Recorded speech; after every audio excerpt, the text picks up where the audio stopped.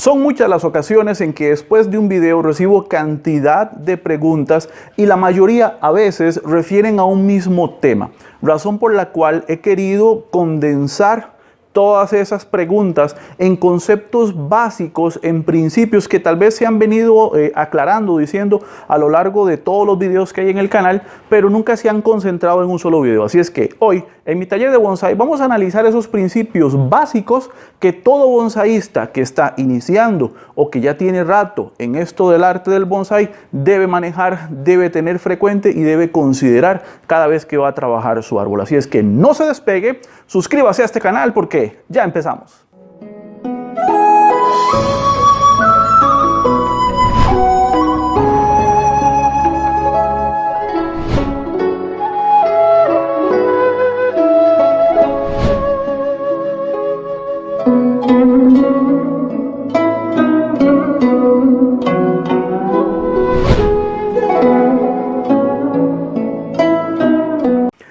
¿Qué tal amigos, amantes del bonsái y bienvenidos a mi taller de bonsái? Hoy tengo un video que hace tiempo me lo habían pedido y bueno, y ahora sí llegó el día. Y es que hoy vamos a hablar de conceptos básicos o terminologías generales en las cuales nosotros que nos dedicamos al bonsái tenemos que manejar al dedillo. Son conceptos muy sencillos, pero como dije en la introducción, se han venido desarrollando, se han venido hablando a lo largo de más de 400 videos que tiene este canal y bueno, a veces se pierde la línea del tiempo, a veces se pierde la relación. En algún momento alguien que está entrando al canal no ha visto los videos anteriores y surgen ciertas dudas. Y es muy normal que siempre después de un video me hagan algunas preguntas y por lo general algunas son muy recurrentes, son muy similares. Así es que yo he condensado la mayoría de sus preguntas que me han hecho en 6 puntos, creo que son 2, 4, 6. Así que vamos a ir hablando poco a poco y voy a tratar de extenderme,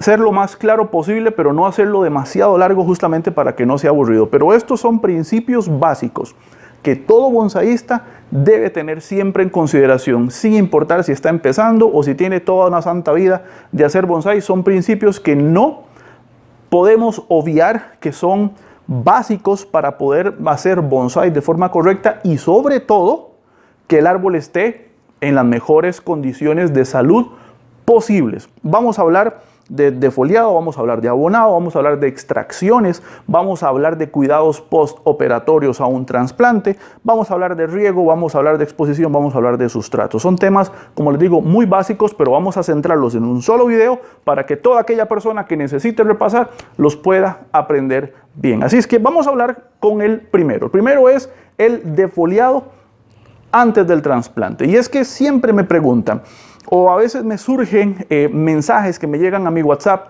o me llegan por las diferentes redes sociales en las que estoy y me dicen, tengo este problema con un árbol, me mandan la foto del arbolito, el arbolito está prácticamente muerto, las hojas totalmente desmayadas, ramas secas y el árbol completamente dañado, débil, muriendo, a punto de morir o ya muerto del todo. Y siempre surge la pregunta, ¿qué le está pasando a mi árbol? Yo les devuelvo la pregunta de, bueno, ¿qué fue lo que pasó? ¿Qué le hizo? No, que lo trasplanté hace 15 días y el árbol empezó para atrás. Entonces yo siempre les pregunto, ¿defolió el árbol? Y la gente me dice, no. O no sabía que había de defoliarlo. Entonces esa es la razón principal por la cual yo estoy haciendo hoy este video. Y es que el primer principio básico que todo bonsaísta tiene que tener, o cualquier persona que vaya a cultivar árboles como bonsái, es que para trasplantar debe defoliar. Defoliar es quitar las hojas. Estoy diciendo lo más básico posible para que sea siempre lo más claro que se pueda entender. Ok, defoliar es quitarle todas las hojas al árbol o la gran mayoría posible. ¿Por qué? Porque existe un balance, existe un equilibrio, que lo hemos dicho muchas veces, entre lo que es el sistema radicular y el follaje en los árboles. Tanta raíz hay acá para sostener el verde y viceversa. El verde que hay acá es producto de la cantidad de raíces que están trabajando acá. Cuando alteramos ese equilibrio, esa balanza por medio de un trasplante, porque estamos eliminando parte del sistema radicular, una tercera parte, un 50%, depende de cada trasplante. Ya hemos visto en otros videos que todo trasplante es diferente, pero ahí sí tenemos la curiosidad de que los árboles se comportan de una forma muy similar luego de un trasplante o durante un trasplante. ¿Ok? Entonces, hay que quitarle las hojas al árbol. Específicamente todos, no. Hay árboles que ya por un sistema radicular muy bien estructurado, con mucha raíz fina, tienen la capacidad de simplemente soportar, decirlo de una mejor manera, pueden aguantar más ese estrés sin quitar todo el follaje. Digo todo, pero siempre hay que por lo menos pinzar, aclarar el follaje. ¿Cómo lo sabemos? Ya cuando el árbol usted tiene cierta experiencia con él trabajándolo y conoce su estado de salud y conoce la fuerza que el árbol tiene y la respuesta que el árbol da.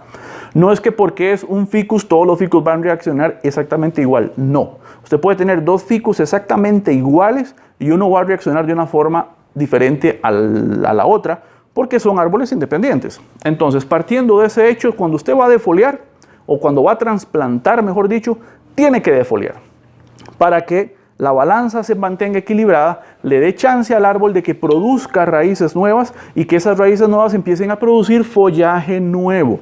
Las únicas excepciones a esta recomendación son justamente las coníferas. Estamos hablando de juníperos y estamos hablando de pinos. Los juníperos son los que tienen follaje en forma de escama, como este, y los pinos son los que tienen follaje en forma de aguja, como el pino negro japonés que tanto me gusta trabajar. Estas dos especies en particular no se pueden defoliar porque se mueren, porque parte, en la cuestión de juníperos, la fuerza está o radica en un mayor porcentaje en su follaje, ¿ok? No es que depende solamente del follaje, no es que la raíz no sirve para nada, no, pero depende en gran parte de su vitalidad en el follaje. Entonces, si quitamos todo el follaje de una conífera, se muere, se seca, no hay de otra. Entonces, ¿qué tenemos que hacer? Lo aclaramos. Hacemos un pinzado, aclaramos el follaje para que la balanza esté otra vez nivelada y podamos hacer el trasplante. Lo mismo con los pinos. Son las únicas dos excepciones que en este momento a mi memoria llegan, con las cuales tenemos que tener ese cuidado. Con los demás estamos hablando de ficus, estamos hablando de jaboticabas, estamos hablando de olmos, bugambilias, azaleas, cualquier otro frutal, moras, no sé, la especie que quiera, tropical. Necesitamos por recomendación o por seguridad hacer el defoliado antes del trasplante. El otro punto con el que vamos a hablar hoy es el abonado luego del trasplante. Me preguntan mucho, ¿ya lo puedo abonar? ¿El árbol está brotando? ¿Ya lo puedo abonar? ¿O después del trasplante, cuándo lo puedo abonar? Esto va de acuerdo a la reacción de cada árbol. No hay una regla específica que yo le pueda decir a usted cada 15 días o cada 3 meses después del trasplante usted va a abonar. No. En bonsai, mucho de lo que nosotros hacemos va con la experiencia y la experiencia depende de la observación de cada árbol y su comportamiento individual. Entonces, ¿qué le puedo recomendar? Usted trasplantó el árbol, tiene que esperarse a ver brotación. No brotecitos, no insinuación de brotes, eso no, eso quiere decir que el árbol está empezando a reaccionar positivamente.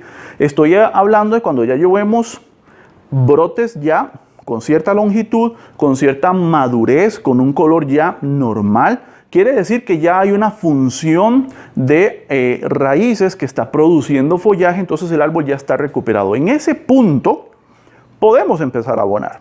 ¿Con qué abono? Hay montones de abonos. Estamos los que preferimos más orgánico que otra cosa, están los que prefieren más químico, están los que prefieren que sean solubles. Cualquier abono, el tema es darle el tiempo al árbol de que se recupere, de que empiece a brotar otra vez, de que sus brotes ya tengan cierta longitud. ¿Cuánta? Depende de la observación. Cierta longitud, cierta madurez en el follaje que usted ve. A ver, siempre es mejor darle al árbol un poquito de tiempo, tener un poquito de paciencia, a que irnos apresuradamente a dañar el árbol. Ahora, hay ciertos productos que se pueden utilizar inmediatamente luego que usted trasplanta, pero es una cantidad limitada, no es cualquier producto. Le voy a nombrar 2 o 3 solamente. El primero, el más conocido, Super Drive. Super Drive es un multivitamínico que utilizamos para este tipo de situaciones, para árboles estresados por trasplantes, enfermedades, etc. Se puede utilizar, más bien le va a dar un empuje, una ayudadita al árbol. Otro hay un producto que se consigue en Estados Unidos, se llama Bonsai Pro. Bonsai Pro es un abono soluble, es líquido, y viene libre de urea. La urea es lo que quema las raíces en los árboles, entonces se puede utilizar. Otro, Transplantone es otro. Eso es a base de alga marina. Está el Everest, que es otro producto que son acelerantes metabólicos de origen orgánico a base de alga marina y otra serie de componentes que le dan al árbol ese empujoncito luego del trasplante para poder salir adelante. Entonces, esas excepciones limitadas, como digo, sí se pueden utilizar. A razón de abono y fertilización general, hay que darle el chance al árbol, como dije, de que brote, de que muestre ya otra vez actividad vegetativa con cierta longitud, con cierta madurez para empezar a ponerlos con abono. ¿Ok? Vamos a ver el tercer punto. El tercer punto es la exposición solar. Muy recurrentemente me llegan preguntas aquí al canal y, como digo, en mis redes sociales, donde me preguntan que tengo un arbolito que está cerca de una ventana, que sí es suficiente, o tengo un árbol que no se está viendo muy bien de salud y lo tienen dentro de la casa, en una habitación, etcétera, etcétera. Entonces, es muy común que las personas que están iniciando en esto busquen como esa excepción a la regla en la cual alguien les pueda decir, puede tenerlo en la habitación, puede tenerlo dentro de su casa, puede tenerlo en una oficina y el árbol va a estar bien. O cuáles especies son las que yo puedo tener dentro de la casa. Existe un principio básico, que esto es experiencia muy mía, y si hay alguna persona que piensa diferente, se le respeta totalmente. Pero en mi experiencia, mi concepto es que lo que estamos trabajando son árboles. Y hay una diferencia entre un árbol y una planta ornamental. En mi experiencia trabajando en viveros, me he dado cuenta, y posiblemente todos ustedes saben también, que las plantas ornamentales, hay algunas de tipo de interior, donde usted puede tener, yo le puedo nombrar 10 especies ya mismo, pero no es el tema del video. El tema es aprender a diferenciar que una cosa son árboles y otra cosa son plantas de interior, plantas ornamentales en las cuales podemos tener dentro de la casa, en una oficina, en un patio de luz, etcétera, etcétera. Hay especies de árboles que de alguna manera van a sobrevivir, pero el término sobrevivir no quiere decir que va a vivir bien. Ojo ahí la diferencia. Yo puedo tener un ficus cerca de una ventana, en un patio de luz, bajo una lámina transparente que le dé mucho calor, que le dé mucha luz, y el árbol se va a ver bonito, va a estar sobreviviendo, pero jamás va a estar al 100% de su capacidad si estuviera al sol directo, a la intemperie, como él lo requiere. Entonces ahí sí tenemos que ser claros.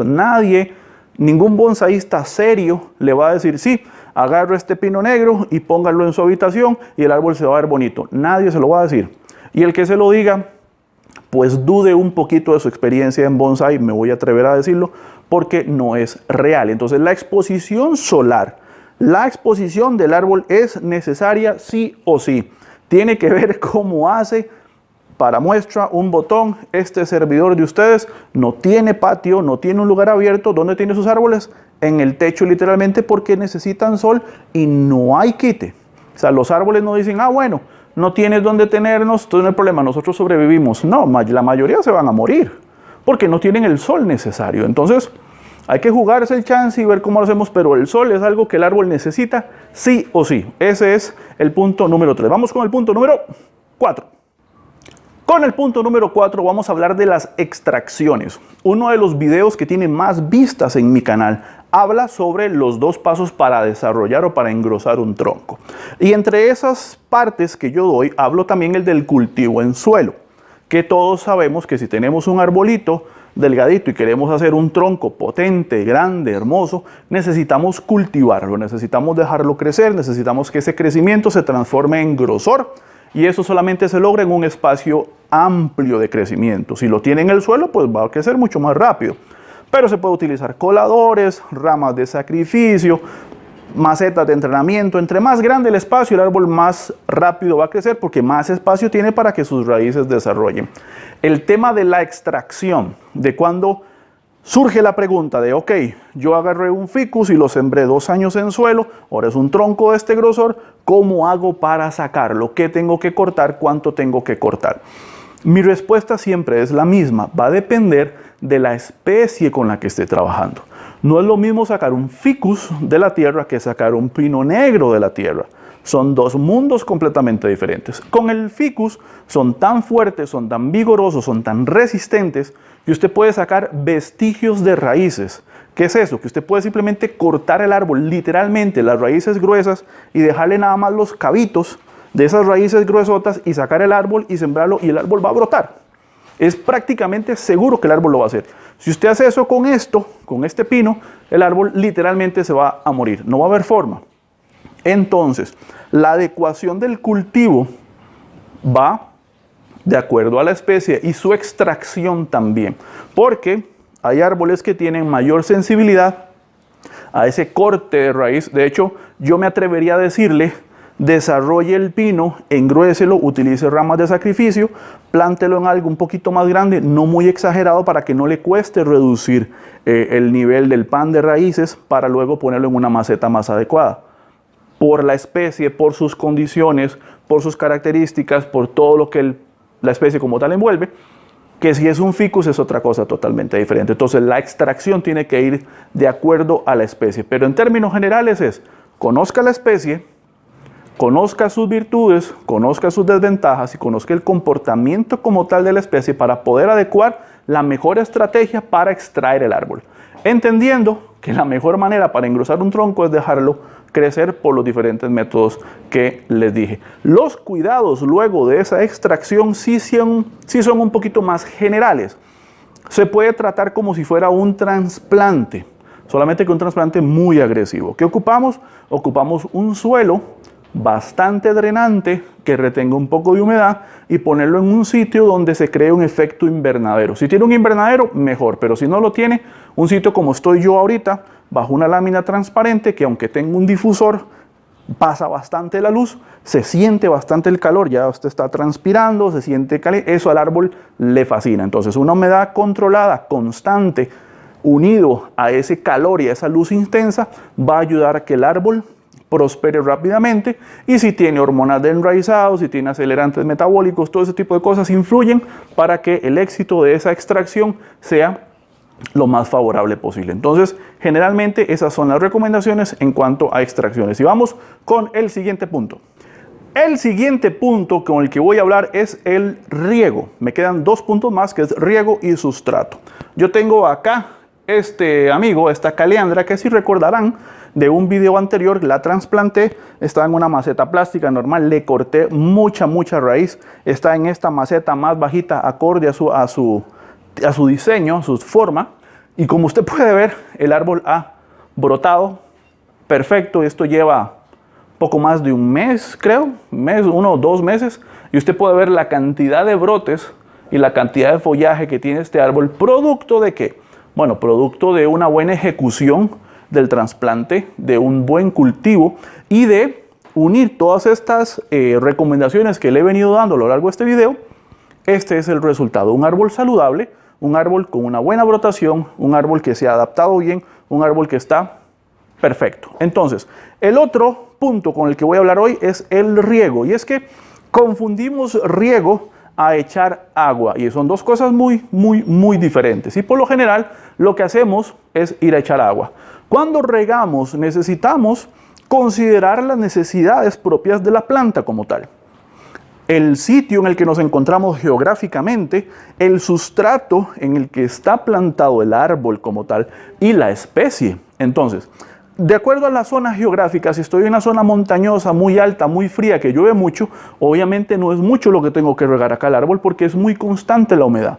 ¿Qué ocupo? Ocupo un sustrato, que eso va de la mano con el siguiente punto, ocupo un sustrato que retenga la menor cantidad de humedad posible porque aquí pasa lloviendo todo el día. Vámonos al otro extremo. Si vive en un lugar costero, cerca de la playa, cerca a nivel del mar, que hay mucho calor, hay mucha temperatura, ocupo un sustrato que retenga un poco más de humedad, y el riego tiene que ser mayor, porque el árbol necesita tener humedad, necesita tener hidratación para que no se seque, para que no se deshidrate. Entonces ahí va de acuerdo el riego. La especie también. Si estamos hablando de coníferas, pinos, juníperos, ellos están un poco más a gusto bajo situaciones un poco más de sequía. Y digo sequía no en caso extremo, sino que no son amigos de estar todo el tiempo mojados, todo el tiempo húmedos. Con un junípero usted puede pulverizar el follaje, atomizar el follaje, mejor dicho, con agua para mantenerlo hidratado y eso el árbol le va perfecto. Entonces, de acuerdo a la especie, de acuerdo a mi zona geográfica y de acuerdo al sustrato que yo tengo, así yo adecuo no solamente la cantidad, sino la frecuencia del riego para que mi árbol esté en las mejores condiciones posibles. Y vamos a ver el último punto. El último punto que tengo para hablar con ustedes hoy es el sustrato. Como lo dije ahorita con lo del riego, el sustrato, hay muchas variantes, hay muchas formas de aplicar un sustrato, de crear una mezcla o utilizar un material o un producto para utilizarlo para plantar nuestros árboles. Y aquí quiero ser muy claro porque siempre me preguntan, Jonathan, ¿cuál es el mejor sustrato que puedo utilizar? ¿Cuál es la mejor mezcla de sustrato que puedo utilizar? Y la mejor mezcla que usted puede utilizar va a depender también de su árbol, de la zona geográfica.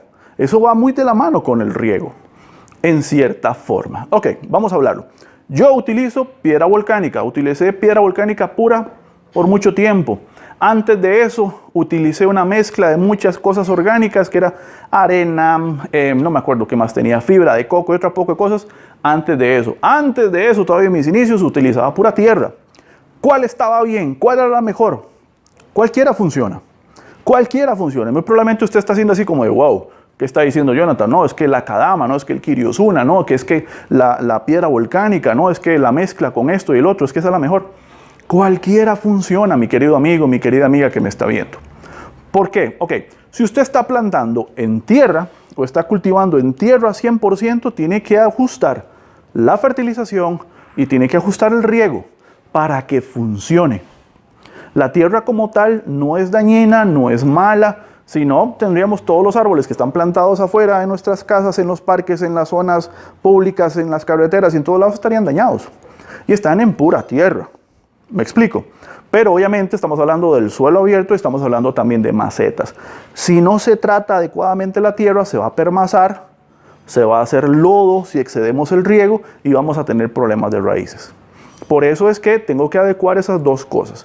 Ahora, si está utilizando akadama, bien por usted. Si está utilizando piedra pómez con piedra volcánica, bien por usted. Si no tiene akadama, no tiene piedra volcánica, no tiene piedra pómez, lo que tiene es tierra con compost de lombriz y arena de río, bien por usted. Adecúe la mezcla de sustrato de acuerdo a sus necesidades y a sus posibilidades, de acuerdo a su zona geográfica, de acuerdo a la especie que esté trabajando. ¿Cómo lo adecuo? Muy bien. 3 características, que esto es de otro video que ya hice también, las 3 características que todo sustrato debe tener. 3 características fundamentales que todo sustrato debe tener: aireación, retención de humedad, drenaje. Esas 3 características deben estar presentes en cualquier mezcla que usted haga para sus bonsai. Yo en este caso, con esta caliendra, tengo piedra volcánica 70%, piedra pómez 30%. Aquí yo tengo drenaje, tengo aireación y tengo retención de humedad. Y vea el árbol cómo está. El pino que puse hace un momento está en 70% piedra volcánica, 30% piedra pómez y el árbol está perfecto. Tengo árboles 100% en piedra volcánica, tengo árboles 50-50 con piedra pómez, tengo árboles como las azaleas con un 70% de piedra volcánica, un 30% de materia orgánica, porque la azalia sí lo requiere. Entonces yo adecuo la mezcla a la especie y a mi situación geográfica, a mi posición geográfica, donde yo me encuentro. Yo estoy en este momento en el Valle Central, en Costa Rica. Es una zona caliente, tiene bastante corriente de aire, llueve regularmente en las épocas de lluvia, entonces yo adecuo mi sustrato, mi mezcla, buscando el beneficio para el árbol y un buen trabajo a nivel de raíces que aporte esas 3 características que le acabo de decir: aireación, drenaje, retención de humedad. Como usted puede ver, todo esto son cosas muy básicas en las cuales tenemos que dominar siempre al dedillo. No importa cuántos años tengamos haciendo bonsai, si estamos empezando, tenemos toda una vida. Son cosas básicas que tenemos que manejar siempre para asegurarnos el éxito de que estos amigos de nosotros estén en un mejor estado de salud. Cada día se aprende algo nuevo y esto estoy seguro que le va a servir de repaso, y si usted está aprendiendo, le aseguro que le va a servir montones para su entrenamiento y su crecimiento como bonsaísta. Así es que esto fue todo por el día de hoy. Espero que les haya gustado, y si le quedó alguna duda, háganmelo saber en los comentarios al pie del video. No olvide darle like a mi página en Facebook y suscríbase a su canal de videos, Mi Taller de Bonsai para Aprender Haciendo. ¡Nos vemos!